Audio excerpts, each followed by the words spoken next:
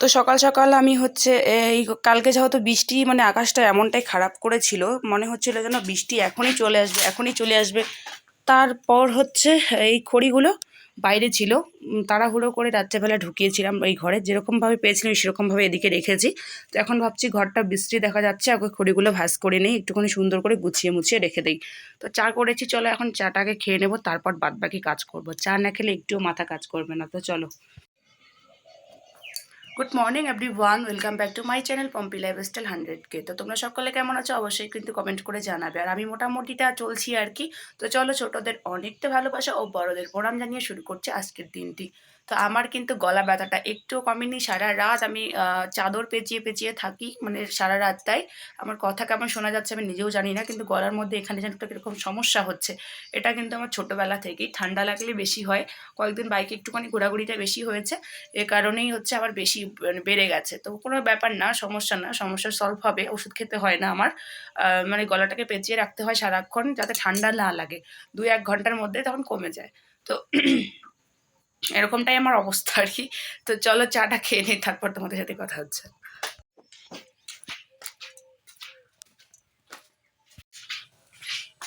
কোনো কাজ এখনো করিনি গাইস, কোনো কাজও করিনি, আমার শরীর এমন অবস্থা হয়ে গেছে, মানে কি বলবো। তোমাদের দাদাভাই কাণ্ড দেখো, খাবে কিন্তু কোনোদিন মুখটাকে মারবে না, একবারে খোলা মলে রেখে দেবে। খাওয়া ঢোকে সব বিস্কিটগুলো কেমন জানি নরম হয়ে যায়।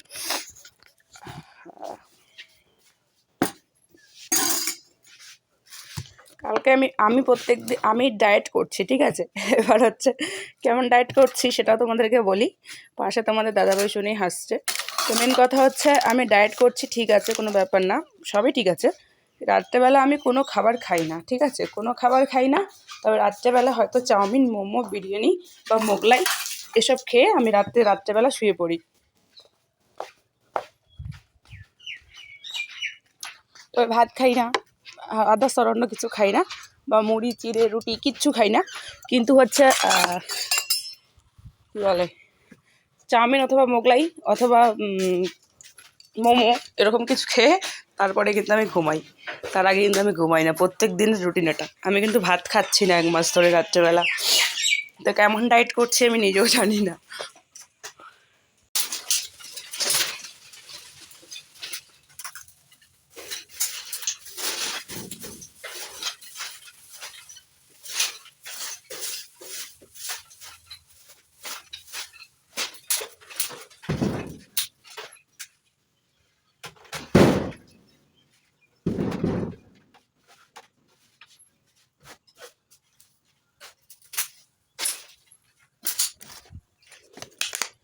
তো এরকম যদি খড়ি থাকে, চারিদিকটা যদি খড়ি আর খড়ি থাকে, গ্যাসের কোনো প্রয়োজন হয় না।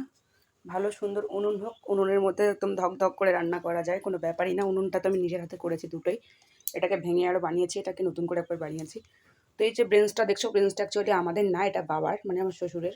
তো আমি আমাদের লাল টেবিলটা তোমাদেরকে একবার দেখিয়ে দিই ক্লিয়ার করে, তখন আবার কেউ উল্টাপাল্টা বুঝে নেবে। তো বাবা যেহেতু এখানে ঘুমায়, এখনো পর্যন্ত ঘরটা হয়নি, ঘরটা হলে পরে বাবা ঘরে ঘুমাবে, এখানে ঘুমায়। আমি কিন্তু বাবাকে ব্ল্যাঙ্কেট, বালিশ সব কিছু এখানে এভরিথিং দিয়ে দিয়েছি। এই যে টেবিলটা, আমার টেবিলটা আমি বাবাকে দিয়ে দিয়েছি। বাবা এখানে বাবার যাবতীয় জিনিসপত্র রাখে, এবং বাবাকে আমরা খাবারটা দিই, সেটাও এখানেই বাবা রেখে দেয়, যখন ইচ্ছা তখন খেয়ে নেয়, রান্নাঘরে বাবা খায় না। তো একবারে বাবাকে দিয়ে দিয়েছি বলতে গেলে।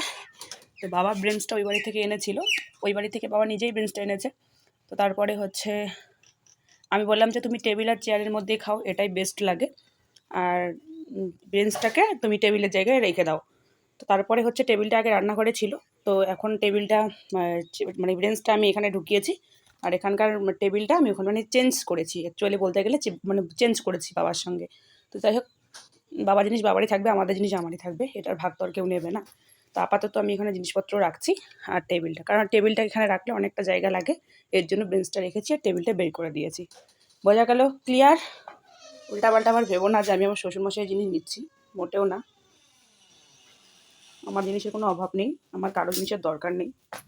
ভগবানের আশীর্বাদে আমার কোনো জিনিসের অভাব নেই, সব কিছু পরিপূর্ণ রয়েছে। সে মানে কি বলে, ধন জন সব কিছু দিয়েই আমার কোনো জিনিসের অভাব নেই। কিন্তু তো যাই হোক, সমস্ত রকম কাজকর্ম করে চলে এলাম।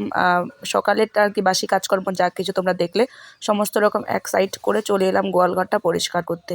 অনেক বড় একটা গোয়ালঘর, কিন্তু শুধু এখানে থাকে হচ্ছে আমার দুটো গরু। আগে তো একটা বাবার ছিল, একটা আমার ছিল, তবে এখন আমি যেহেতু ওটাও কিনে নিয়েছি তাই দুটোই এখন আমার, একান্তই আমার আর কি। আর এদিকে ওই যে দেখছো চারদিকে চারটা খুঁটি বসানো যে ছোট্ট একটা খোপ, ওখানে আগে আমার জেঠি শাশুড়িতে ছাগলের বাচ্চাগুলো ছিল ওখানে, তো ওরাও এখন বাড়িতে নিয়ে গেছে, এখানে আর রাখে না। আর আমরাও মানে চেষ্টায় আছি যে কিছু এই বর্ষা বৃষ্টির দিন আস্তে আস্তে বাড়িতে নিয়ে যাওয়ার। তার কারণ হচ্ছে এত দূর থেকে না মানে হয়ে ওঠে না, মানে কখন বের করছি কখন ঘরে দিচ্ছি, মানে সময়টা ঠিক ঠিক ধরতে পারি না। আর বাড়িতে যদি গোয়ালঘর থাকে তাহলে একটুখানি রাত করে গোয়ালঘরে ঢুকালেও কোনো ব্যাপার না, বা একটুখানি লেট করে ঘর থেকে বের করলেও কোনো ব্যাপার না। মানে নিজের বাড়ি নিজের জিনিস একদম ব্যাপারটাই আলাদা রকম। তো ক্যামেরাটা পড়ে যাচ্ছিলো, আবার ঠিক করে দিলাম। আর এদিকে কিন্তু দেখো সমস্ত রকমের কাজবাজ করার পরে না এত দূর এসে আর গোয়ালঘরটা পরিষ্কার করে হয়ে ওঠে না। এই হচ্ছে জলপাই আলু, ওই লাল বস্তার মধ্যে রয়েছে নিজের বাড়ির এগুলো, কিন্তু এগুলো অনেকটা ছোট ছোট হয়েছে, যেহেতু ওষুধ টষুধ কিছু সেরকম দেওয়া হয়নি। তো এগুলোকে অনেক খুঁড়ে খুঁড়ে একদম দেখে দেখে ভালো ভালো দেখে কয়েকটা বড় বড় বের করলাম, এর থেকে বড় আর হয়নি। এগুলোকে মনে করো ধুয়ে সেদ্ধ করে ছুলতে ছুলতে আমার 1 ঘন্টা লেগে গেছে। তো চলো এটা কিভাবে রান্না করছি, কি দিয়ে রান্না করছি সবটাই তোমাদের সঙ্গে শেয়ার করবো, দেখতে থাকো তাইলেই বুঝতে পারবে। চলো ওগুলো একটুখানি ভাজা ভাজা করে নিই। তো যেরকম আমরা মাছ ভাজা করি সেম প্রসেসে হচ্ছে লবণ হলুদ মাখিয়ে এখন হচ্ছে আলুগুলোকে একটুখানি ভেজে নেব। একটুখানি বলতে হচ্ছে লাল করে, মানে এমনিতে তো আলুগুলো লালেই, তবে একটুখানি কড়া কড়া করে ভেজে নেব। আর যাতে একটুখানি শক্ত শক্ত হয় আর কি, ভেঙে না যায়, যেহেতু সিদ্ধ করেছি তো ভেঙে যাওয়ার খুব ভয় থাকে আলুগুলো। তো আমি রান্নার অত কিছু জানি না, যতটা পারছি তোমাদের সঙ্গে শেয়ার করছি। তারপরে হচ্ছে কাঁচা লঙ্কা, একটা টমেটো, সরিষা, জিরে, তারপর হচ্ছে আদা রসুন পেঁয়াজ সব কিছুকে মিক্সিতে একবারে গুঁড়ো করে নিয়েছি। নেওয়ার পরে সেই মশলাটা দিয়ে আলুগুলোকে দিয়ে আবার একটুখানি ভেজে নিই। তো তেল ছাড়া যতক্ষণ না পর্যন্ত তেলটা ছাড়ছে না মশলা থেকে, ততক্ষণ পর্যন্ত একটুখানি ভাজা ভাজা করে নেব। তারপর দিয়ে দেবো জল। আর এরকমভাবে কিন্তু বাবা খুব মানে সরিষা দিয়ে মাছ খেতে বাবা ভীষণ ভালোবাসে। আর তোমাদের দাদাভাই কিন্তু অত মশলা খেতে ভালোবাসে না। তো তারপরেও চেষ্টা করছি সবার মন মতো করে চলার, মানে আমাদের দাদাভাই আর বাবা দুজনেরই মন মতো করে অ্যাডজাস্ট করে নেওয়ার চেষ্টা করছি, যাতে দুজনেরই ভালো লাগে খেতে। তো চলো আগে রান্নাটা করে নেই। তো যদিও আমি অতটা রান্না টান্না করতে পারি না, বা আগে কোনোদিন রান্না সেরকমভাবে করিনি, বিয়ের পর থেকে কন্টিনিউ ফার্স্ট টাইম এরকমভাবে রান্না করছি। এই যে 1 বছরে অনেক কিছু শিখলাম, অনেক রান্না বান্না, কথা বলা, কথা শোনা, মানুষকে মানে বিভিন্ন ধরনের অনেক কিছু শিখেছি ভাই আমি 1 বছরে। তো থাক, আমি আর ওই সেই কাহিনী আর তোমাদের সঙ্গে আজকে তুলতে চাই না। তো দেখো আমার ফাইনাল কিন্তু হয়ে গেছে, ফাইনালি ওই জলপাই আলু দিয়ে হচ্ছে বৈরালি মাছটা রান্না করেছি।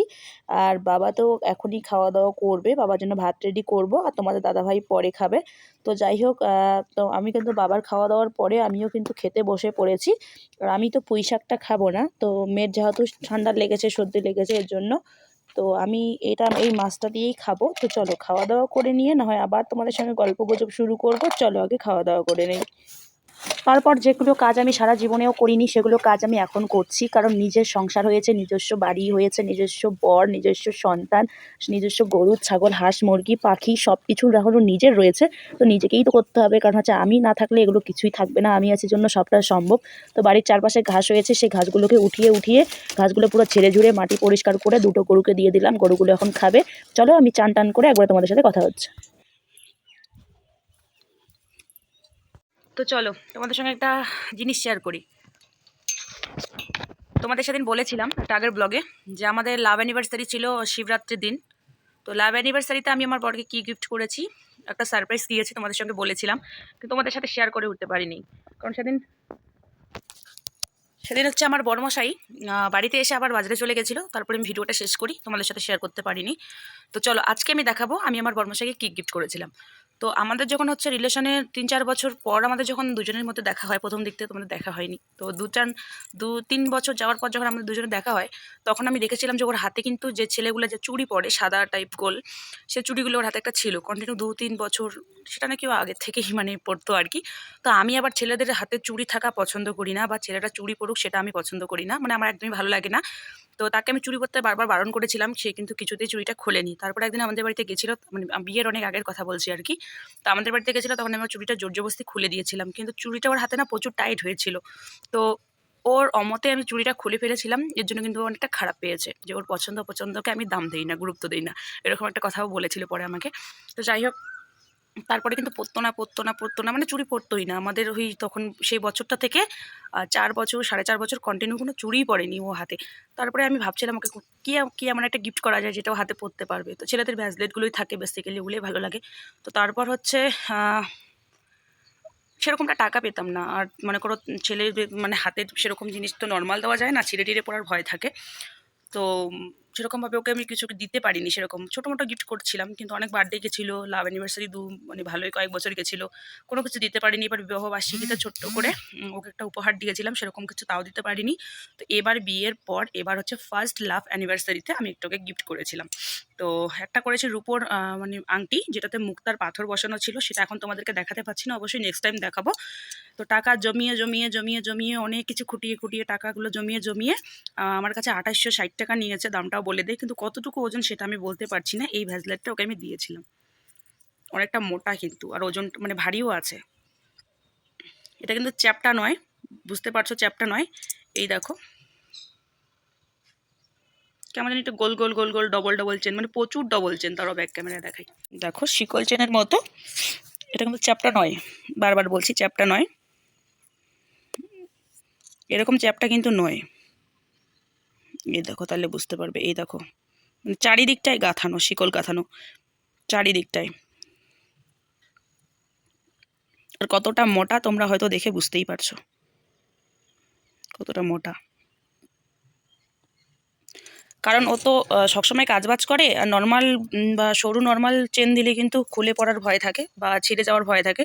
যে ভয়টা করছিলাম সেই ভয়টা আমি কিন্তু এসে ওকে চুপ করে ঘুমের ঘোরে রাত্রেবেলা হাতে পরিয়ে দিয়েছিলাম, ও টের পাইনি, সকালবেলা উঠে দেখছিল ওর হাতে ভ্যাসলিন। তারপরে ভেবে নিয়েছে এটা আমারই কাজ হবে, আমার কাজ ছাড়া কারো কাজ নয়, আমি ছাড়া ওকে সারপ্রাইজ দেওয়ার সেরকম কেউ নেই।